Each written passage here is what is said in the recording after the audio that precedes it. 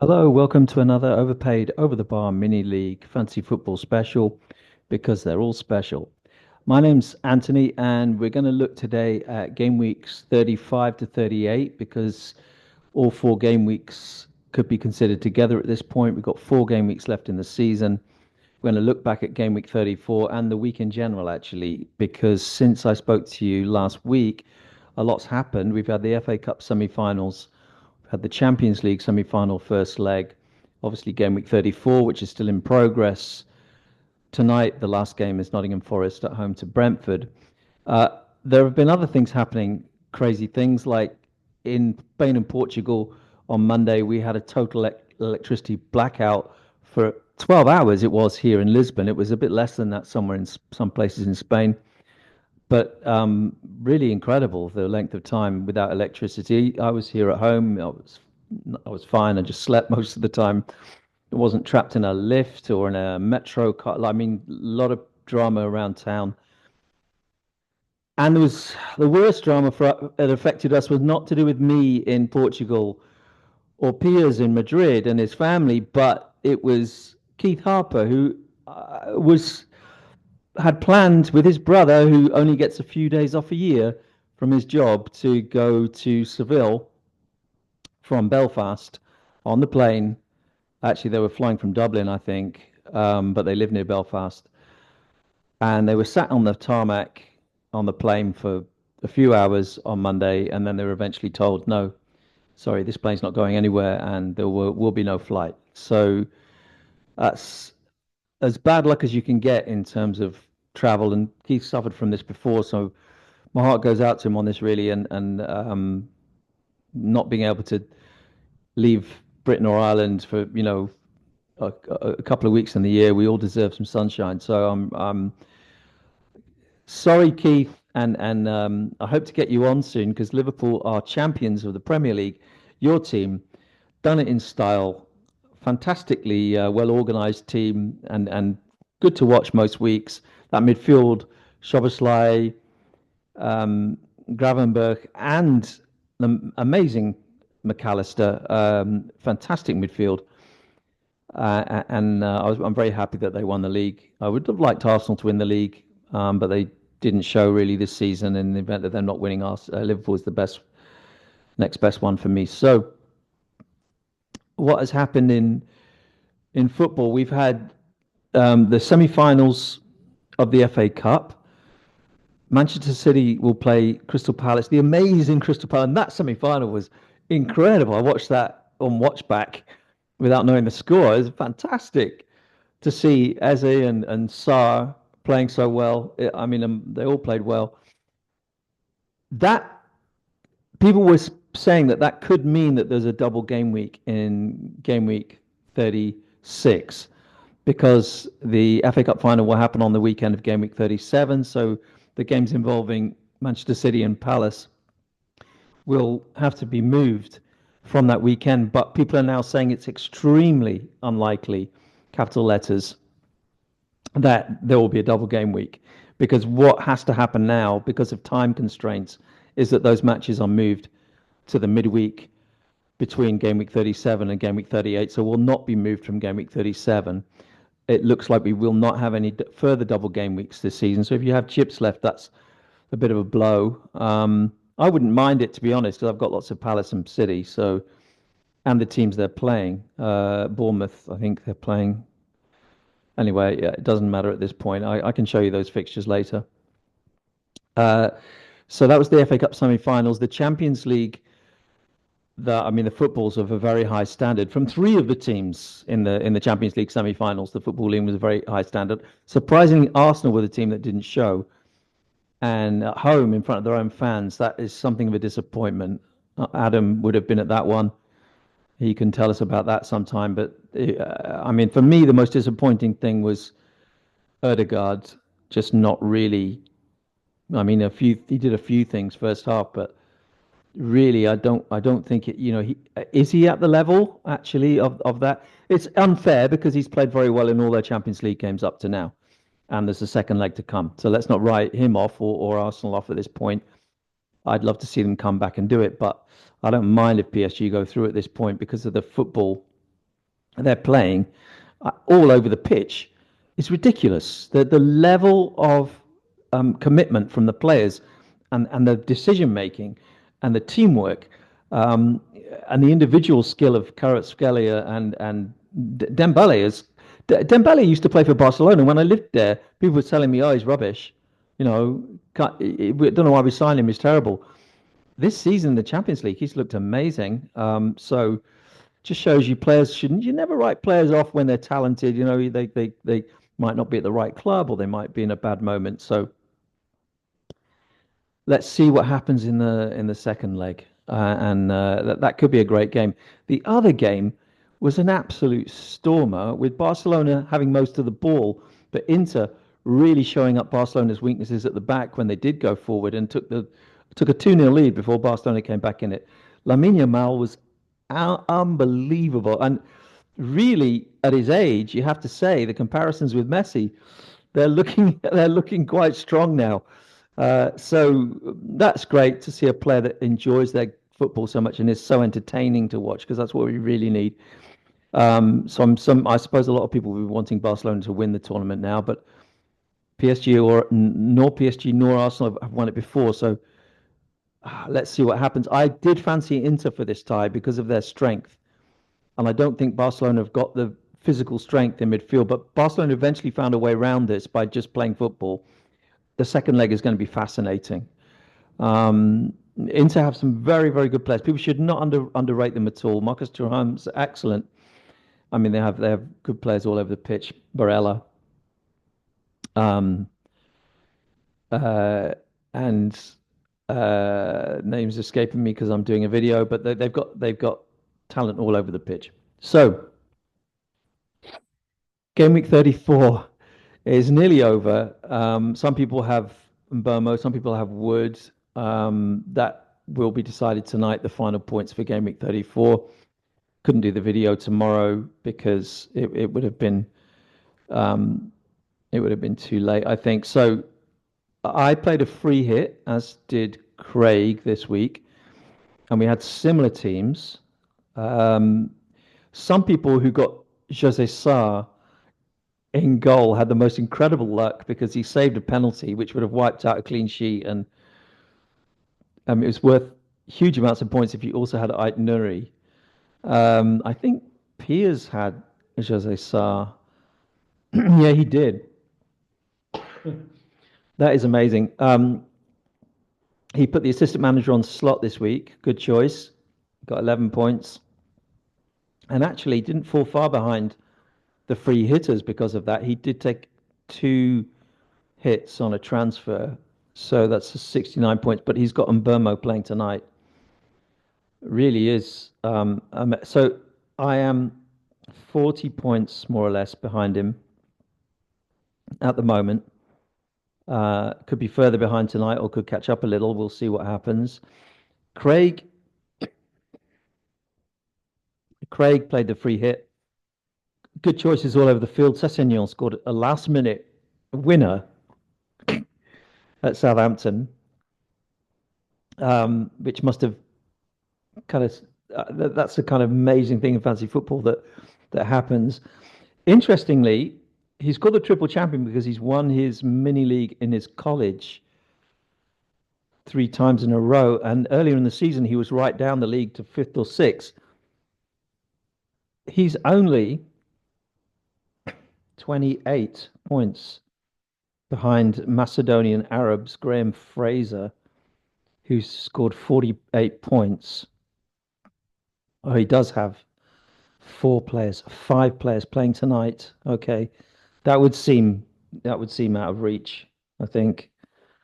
But anyway, so apart from that, in overpaid over the bar, there were some good performances. 71 for singing the blues. I don't really know who this guy is, by the way, Gary Wilkins. I have no idea who he is.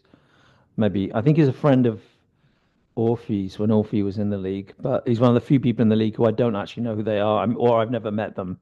I think there's about 3 people. I mean, there's a couple of people I've never met who I know who they are because they're directly related or friends of other people. So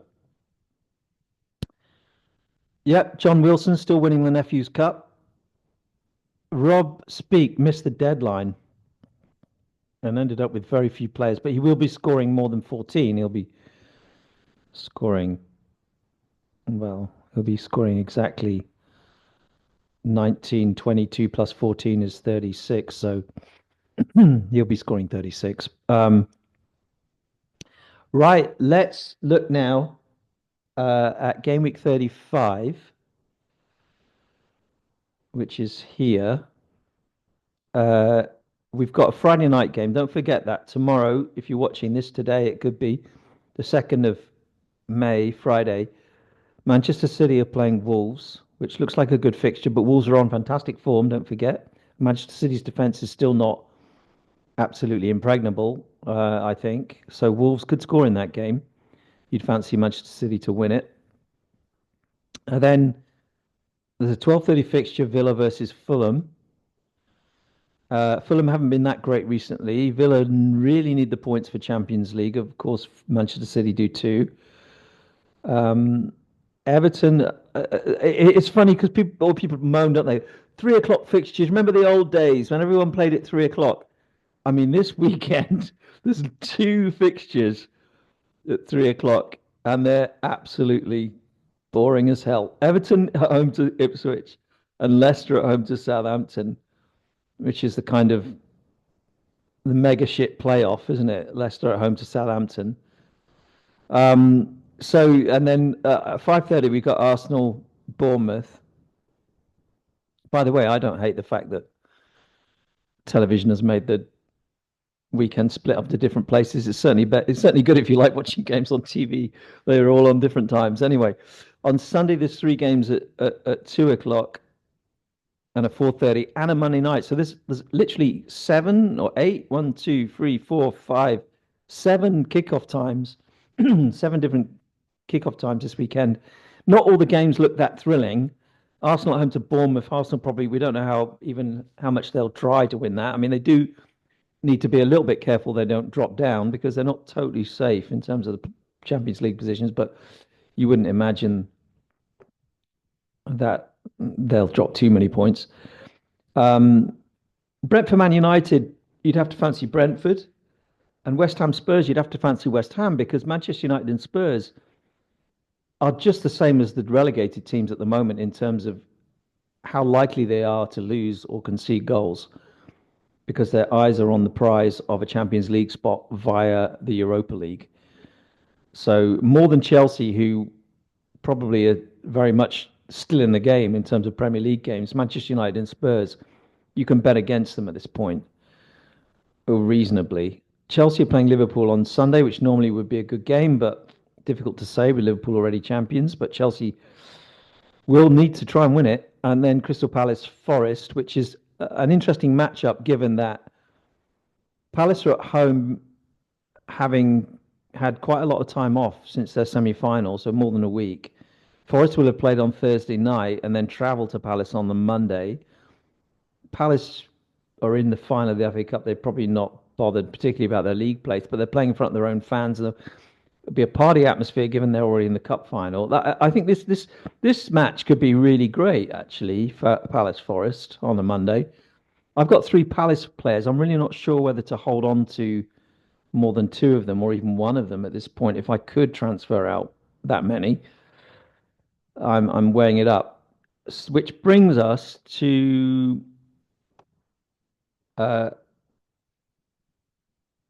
yeah. Let me just get the screen sharing sorted out again because I'm making sure I share the right thing here because I know if I don't share the yeah, I'm going to share it here now. Have a look at this. These are the fixtures, the with the team highlighted teams who have the best fixtures, game week 35 to game week 38. Because buying in players at this point, it has to be for the four games in total, doesn't it? There's no double game weeks. There's no special ways to make points. So you're looking at players that will best suit this run of four games. Uh, so obviously we're not going to go Ipswich, but Forest, Manchester City, possibly Everton, Brentford, Villa, and West Ham, all are worth looking at in terms of getting players in. I especially like um, Forest, given they're playing Leicester at home. I especially like Brentford, given they're playing Man United at home and then Ipswich away. I especially like Aston Villa.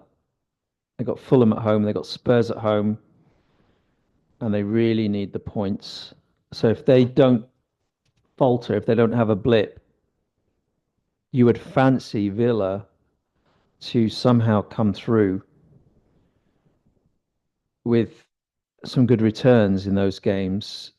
So I think they're the teams to look at, especially, but which players to get from those teams. So Nottingham Forest, there are obviously defenders or goalkeepers that play. So Sells or any defenders that play. It looks like Nico Williams will be playing every game now. He's not expensive. You've got Aina and well, Aina, I think it is actually, and all the other ones, Murillo and Milenkovic. Milenkovic or Nico Williams, I would recommend. Then Manchester City is always difficult, and the problem now is that Haaland may come back into the team. Perhaps not this weekend, but possibly the weekend after at Southampton. Now, if he does that, it makes Marmoush a bit doubtful, but people seem to think Marmoush will play anyway, as he did before Haaland was injured. So I don't think you should take out Marmoush if Haaland comes back or looks like coming back. The problem is that getting midfielders for Manchester City is very, very tricky in terms of who plays and who doesn't. Defensively, Guardiola seems nailed on, and possibly Ruben Dias as well, because they're very short on central defenders. It does seem that, if you're looking for a defender to sign, Ruben Dias could be the one to go for, I think. Excuse me a moment. So Brentford, you've got Mbomo and Wissa. I don't think outside of that anybody sticks out. And Burmo's going to be especially popular this game week as a signing. I may go there myself. I'm still weighing it up. My transfer will be done tomorrow. Fulham, you've got Morgan Rogers, but you've also got Watkins now guaranteed to start because of the injury to Marcus Rashford. Fulham, Bournemouth, Tottenham, Man United, all they have to do is stay on form, and Watkins is just about guaranteed here. So whether you go now or next week is up to you. Whether you go with Burmo now or next week, you know. But if you're trying to sign Chris Wood for these fixtures, I think this could be quite interesting the last 4 weeks of the season because you can have a few different players and not everybody's going to have them all. So it could be that some people luck out, their player does well and other people don't. And as I said, Crystal Palace options are not the worst at the moment, and I have Palace options myself. Let's just have a look at my team. So I'm looking at the game week this weekend. I've got three Arsenal defenders, including Saliba. Um, at the moment, Saliba's on my bench. It should be him instead of Kiwior, I think. But I don't think I want to play three Arsenal against Bournemouth. I've got three Palace against Nottingham Forest, which does seem excessive. But I'm not starting. I'm not putting Savinho out because I've got no idea he'll start. He started in the FA Cup. They're probably prioritising the league at this point over the FA Cup. I think being in the Champions League for Manchester City is way more important than winning the FA Cup. So I don't see him starting in the FA Cup as proof that he's going to start in the league. Nico Williams at Palace. I mean, I might play him instead of Sarr against Forest. but I might also transfer out Saar and bring in Mbermo, and I might transfer out Isaac or Mateta and bring in Wissa instead of Mbermo. So I'm really weighing this up. I do think at this point also Mo Salah is not the best captain choice for this game week, but who is? So if I make a transfer, I think I'm going to have to be very confident that person's going to bang and get me captain points as well. But I look haven't really decided that yet. My overall rank is now 181k. I think over 4 game weeks, that is not my target of top 100k is now not doable. I don't think I'm going to make it, but I'm going to give it a go. So, if I make top 200k, I'm not going to be that disappointed, obviously.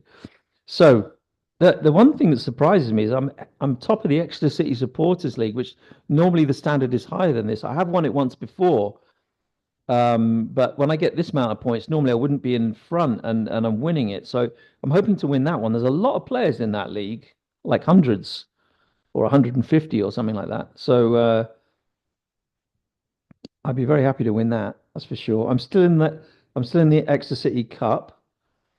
Um, the overpaid over the bar cup has started, so you need to check where you are in how you did this week. If you were in, I was given a buy this week, so I will presumably be in the overpaid over the bar cup starting this weekend. So let's keep track of that. Let's see who wins the overpaid cup.